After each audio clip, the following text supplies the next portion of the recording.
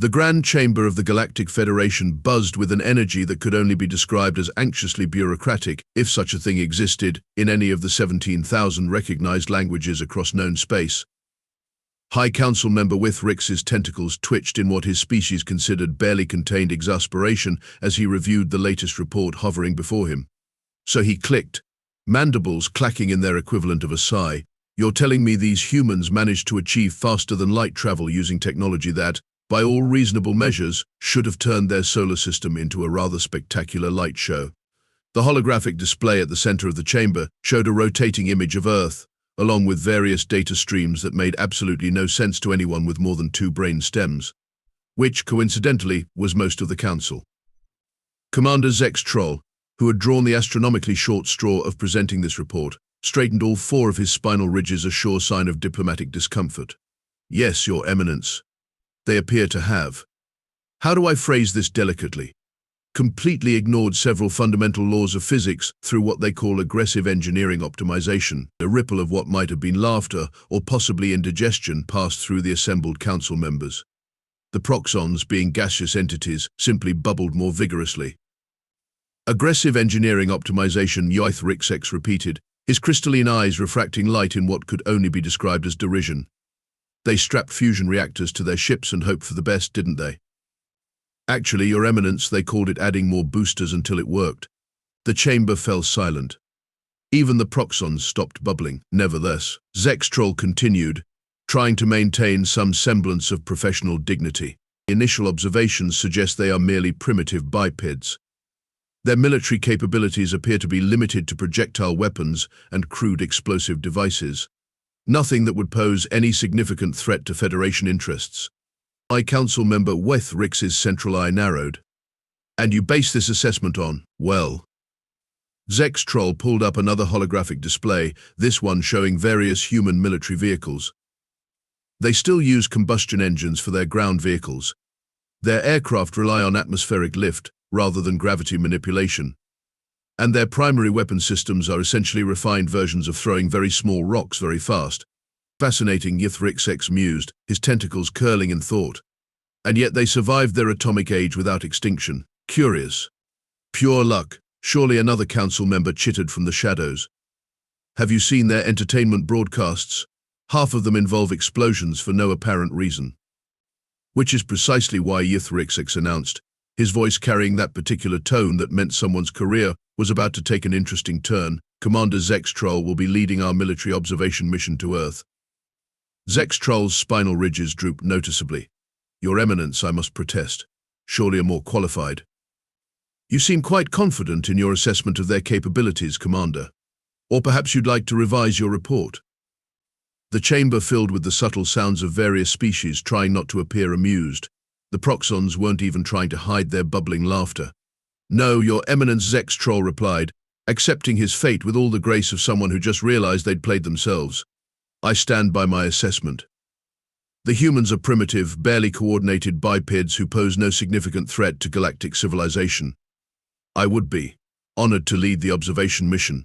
"Excellent." Withrix's tentacles waved in what might have been enthusiasm or barely concealed sadistic glee.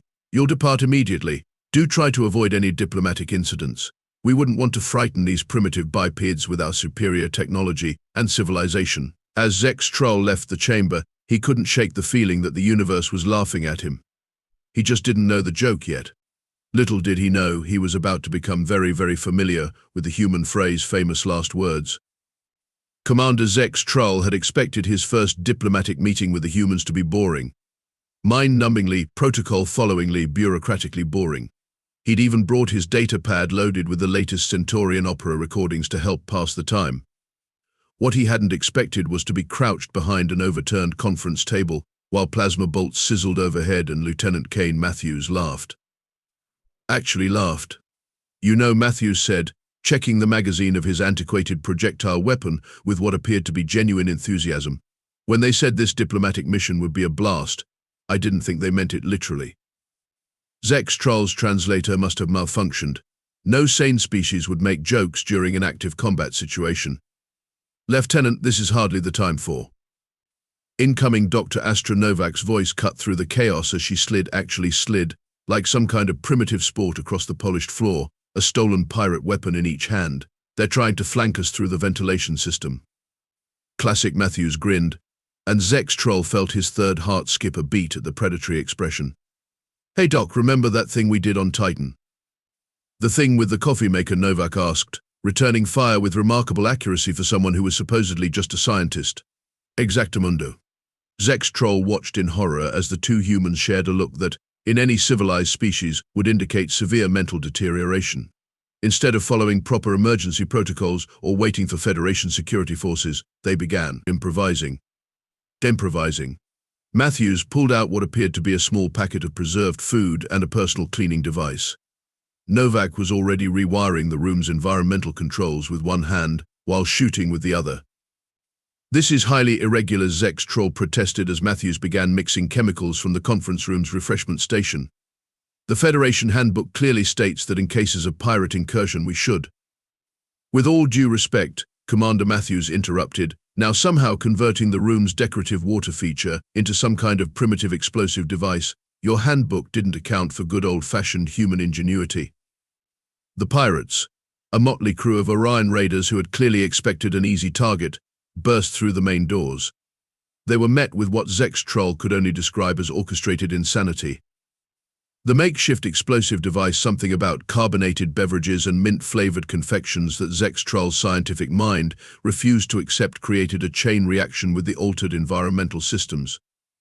The resulting chaos involved foam, static electricity, and what appeared to be weaponized cleaning solution. This is impossible, one of the pirates muttered, his cybernetic eye twitching as he tried to process the scene before him. They're using maintenance supplies as weapons. Welcome to humanity, Matthews shouted, wielding what had previously been a ceremonial Federation banner as an improvised spear, where anything can be a weapon if you're creative enough. Zex'tral watched, his multiple hearts pounding, as the humans moved through the chaos like they'd rehearsed it. They used the pirates' confusion against them, turning their own superior technology into disadvantages.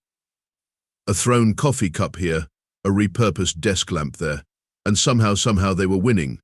Is that human using a potted plant as a shield? One of his junior observers asked, mandibles quivering in disbelief. That's not even the strangest part, another replied, watching as Dr. Novak demonstrated that apparently, in human hands, a stylus could be just as effective as a plasma knife. The battle, if one could call such unorthodox combat methods a battle, lasted exactly 7 minutes and 23 seconds. When Federation security finally arrived, they found the pirates subdued, the humans grinning, and Commander Zex'tral re-evaluating every life choice that had led him to this moment. Mission accomplished, Matthews declared, brushing some kind of foam from his uniform. Though I got to say, these guys weren't nearly as tough as those ice pirates on Europa. You've done this before? Zex'tral managed to ask. Oh sure, humans get into scraps all the time, Novak replied cheerfully, already taking readings from the pirates' weapons with her partially melted scientific equipment. Though usually we have to make do with even less. Having actual furniture to work with was a nice change of pace. As Zex'tral watched the humans casually discuss their combat techniques, apparently something called MacGyvering was a crucial part of their military training. He realized his initial report might have been slightly understated. He opened his personal log and began a new entry: urgent update to Federation Security Council regarding previous assessment of human military capabilities. I may have made a terrible mistake. In the background, Matthews was explaining to a horrified Federation security officer how they'd managed to turn the conference room's coffee machine into an improvised sonic weapon. Zex'tral decided some details were better left off the official report, for everyone's peace of mind. Today's joint training exercise, Commander Zex'tral announced to the assembled Federation observers, will demonstrate standard combat protocols, and he paused, watching Lieutenant Matthews chug what must have been his 5th cup of stimulant beverage. Lieutenant, is that wise before a combat exercise? Coffee, Matthews grinned, crushing the cup. This is nothing. You should see how much we drink before actual combat. Besides, we're just doing a little friendly competition, right? Zex'tral's spinal ridges twitched. After the diplomatic incident, he'd learned that humans and the word friendly had a very different relationship than most species. The course has been designed to test endurance, tactical thinking, and last one through buys drinks, Dr. Novak shouted, already sprinting toward the obstacle course. The other human participants whooped and charged after her, leaving the Federation forces standing in confused formation. But I haven't finished the safety briefing Zex'tral called after them. There are 17 critical protocols to review. Learn by doing. Matthew's voice echoed back. Best way to handle anything. What followed would haunt Zex'tral's nightmares for cycles to come. The obstacle course, designed by Federation experts to test the limits of various species, apparently qualified as light exercise by human standards. The first challenge, a gravity variable chamber meant to disorient and exhaust participants, seemed to only energize the humans. "This is great," one human soldier called out, literally bouncing off the walls. "It's like that time we had shore leave on Jupiter's moons." "Correction," Zex'tral muttered into his recorder. "Humans appear to derive entertainment from conditions that would incapacitate most species." The water obstacle, filled with near-freezing liquid, was meant to test environmental adaptability. The humans dove in without hesitation. "Bit warm, isn't it?" Matthews commented as he emerged, dripping. "Reminds me of summer swimming back home." "Their internal temperature should be dropping to dangerous levels," one of the medical observers noted, frantically checking their instruments. "But they're fine." "How are they fine?" "Oh, this is nothing," Novak explained, wringing out her hair. "Humans regularly swim in Arctic waters for fun. We call it polar plunging. Great way to wake up in the morning." The Federation observers exchanged horrified glances, but it was the pain tolerance test that truly broke Zex'tral's understanding of reality. The course included a section with mild electromagnetic pulses, nothing dangerous, just uncomfortable enough to test determination. "Is something supposed to be happening?" Matthews asked, standing in the middle of the pulse field. "I feel a bit tingly. Kind of nice, actually, like one of those massage chairs at the mall." "Impossible," the technical supervisor muttered, checking the settings. "These pulses are calibrated to simulate moderate nerve stimulation. They should be experiencing significant discomfort." "Oh, that explains it," Novak chimed in, jogging in place despite being in what should have been a debilitating field. "Human nerve endings have a much higher threshold. You should see what we consider spicy food." Zex'tral made another note: urgent addendum, human pain tolerance exceeds all known biological parameters. Recommendation: never, ever get into a war of attrition with them. The final challenge was a simulated combat scenario against training droids. The Federation forces approached it with proper tactical formation and careful strategic planning. The humans did not. "Hey, these robots are pretty cool," one human soldier exclaimed, after literally wrestling a droid to the ground. "Much better than the ones at the arcade." "It did. Did they just form a human pyramid to scale that wall?" an observer asked, mandibles slack with disbelief. "Negative," Zex'tral replied, watching the chaos unfold. "They formed a human pyramid to launch one of their members over the wall, who then rigged a makeshift pulley system using their belts and that decorative plant support structure. That's not in any tactical manual I've ever read." "I don't think humans read tactical manuals," Zex'tral sighed. "They just do things." The exercise ended with the humans not only completing the course in record time, but somehow managing to improve its efficiency. They discovered 3 shortcuts that Federation designers hadn't even considered possible, rewired 2 security systems because they were fun to hack, and turned the final obstacle into what they called a slip-end slide. "Well, that was a good warm-up," Matthews declared, barely breathing hard. "When does the actual training start?" Zex'tral stared at his datapad, where the humans' biometric readings defied every known law of physiology. Their endurance hadn't dropped. If anything, they seemed more energized than when they started. "Lieutenant," he asked carefully, "what exactly do humans consider a challenging exercise?" "Oh, you know, the usual stuff," Matthews shrugged. "Ultramarathons, wingsuit flying, free climbing mountains, the kind of things you do when you're bored on a weekend. They do these things for entertainment." "Sure, nothing better than a little adrenaline rush to make you feel alive. Speaking of which, anyone up for round 2? We could make it interesting this time, maybe add some obstacles." The Federation observers took an instinctive step back. Even the combat droids seemed to edge away. Zex'tral opened a new section in his report, titled Human Recreational Activities, a comprehensive list of terrifying hobbies. Then he watched as the humans began discussing ways to improve the course by adding what they called parkour elements and American Ninja Warrior stuff. "Commander," one of his junior officers whispered, "should we be concerned that they consider our most advanced training facility to be recreational?" "No," Zex'tral replied, watching Matthews demonstrate how to use momentum and gravity in ways that shouldn't be possible. We should be terrified. In the background, Dr. Novak was explaining to a horrified medical team how humans sometimes broke bones for fun while participating in something called extreme sports. Zex'tral made one final note addendum to previous reports: forget the weapons, forget the technology. The truly terrifying thing about humans is that they genuinely enjoy doing things that would kill most species, and they do them for fun. The warning sirens at Outpost Delta began wailing at exactly 0300 hours, station time.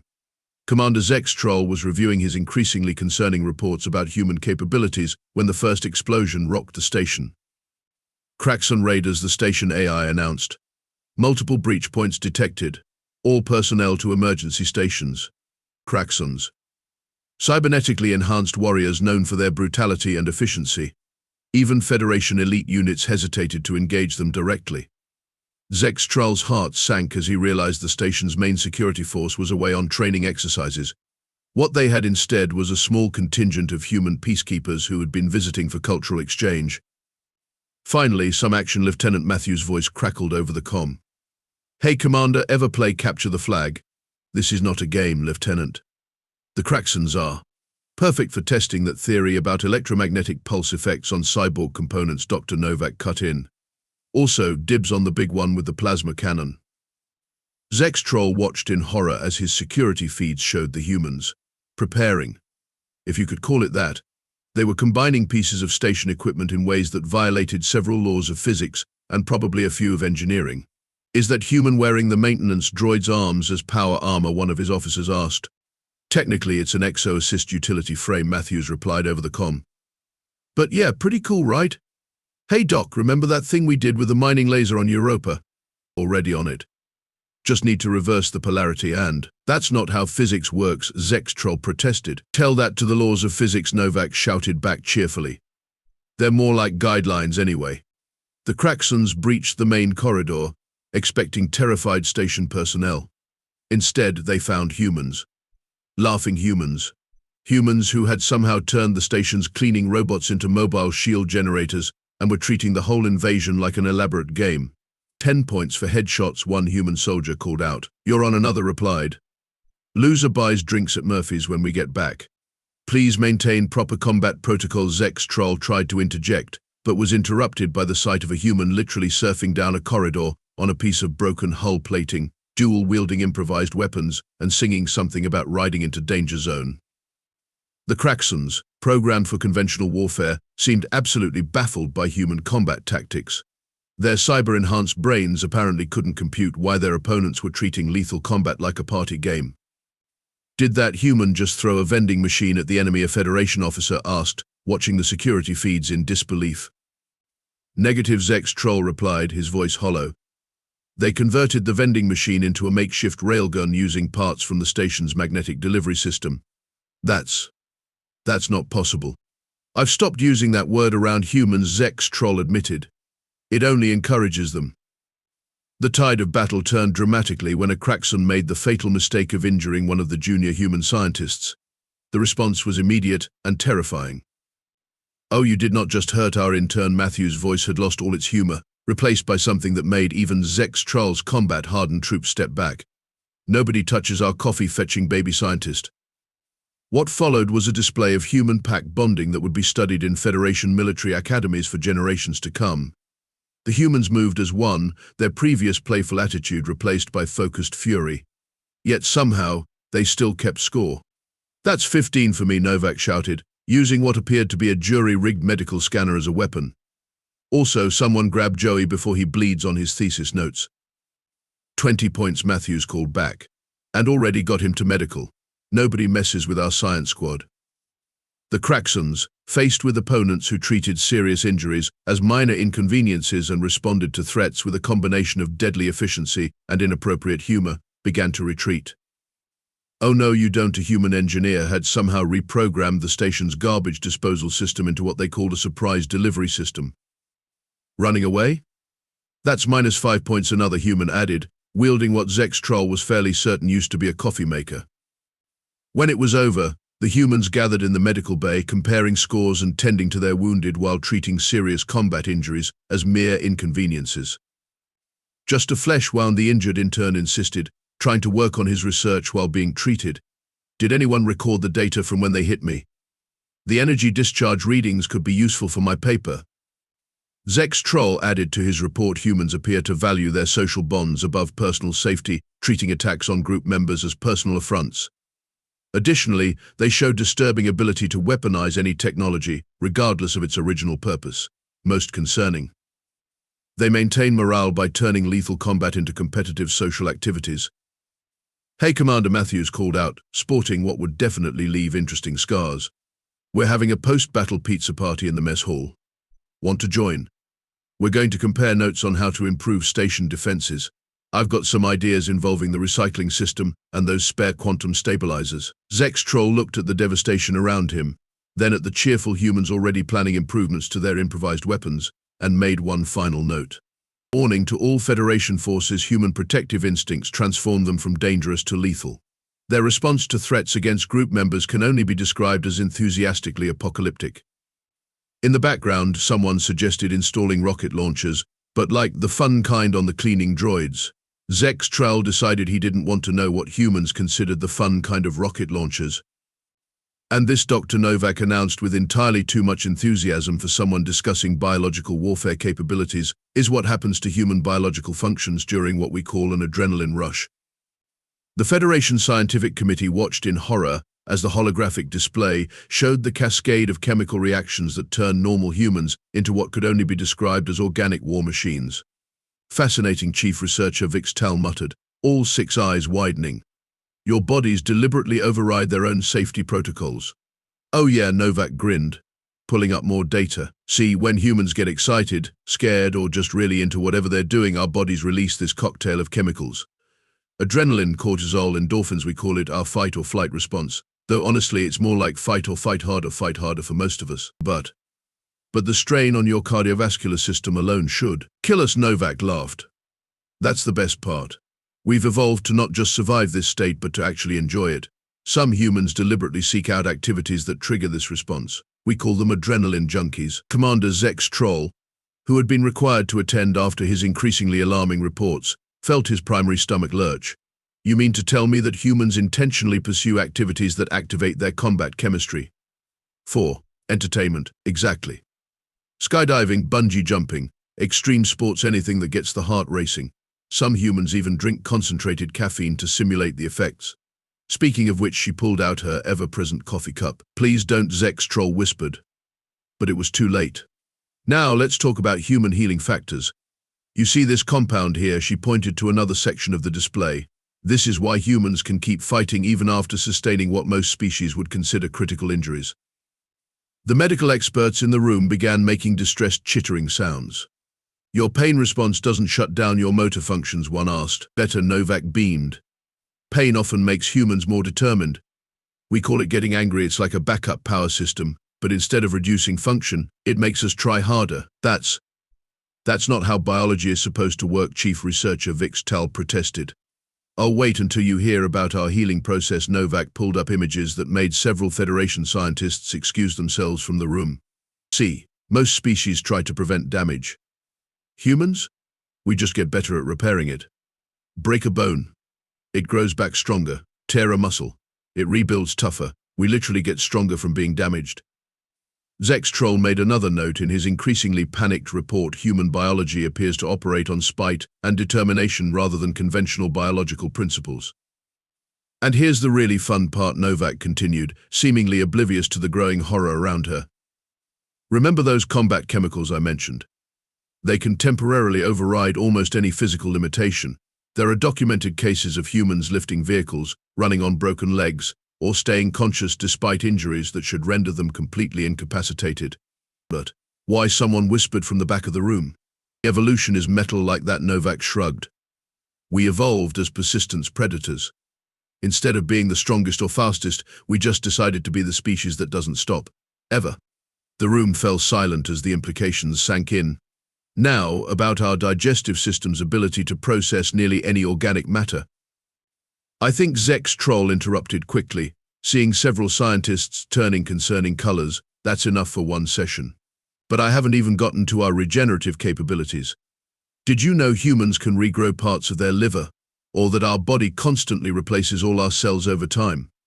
We're basically organic nanite swarms. The Federation's leading xenobiologist dropped their datapad. You replace all your cells. Yep, we're literally not the same person we were 7 years ago. Physically speaking, anyway. Oh, and wait until you hear about how humans in peak physical condition can. That's quite enough, Chief Researcher Zex'tral announced, mandibles quivering. I believe we need time to process this information. Process. Novak looked disappointed. But I haven't even explained how human children heal even faster, or how our immune system gets stronger by being exposed to threats, or this really cool thing our bodies do in extreme cold where we. Meeting adjourned, Zex'tral declared, watching several more scientists edge toward the exits. As the Federation scientists fled, strategically withdrew from the laboratory.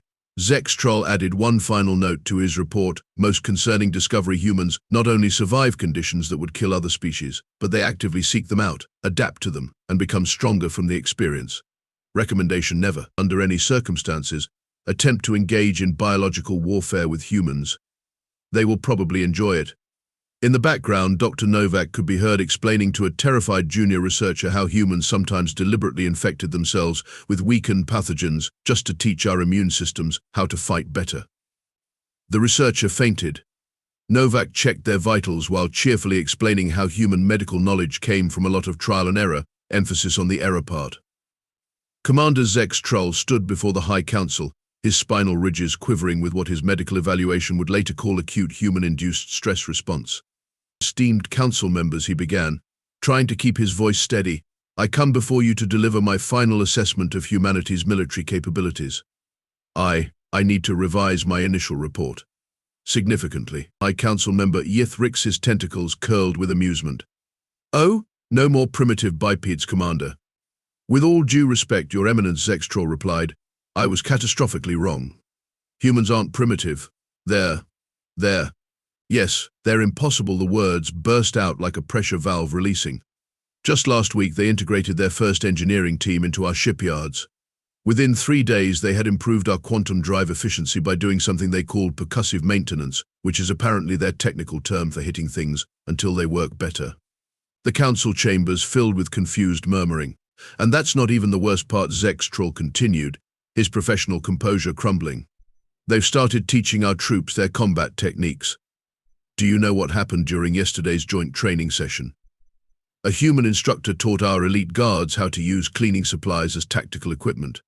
They're calling it Home Alone Protocol, apparently based on some ancient human training video.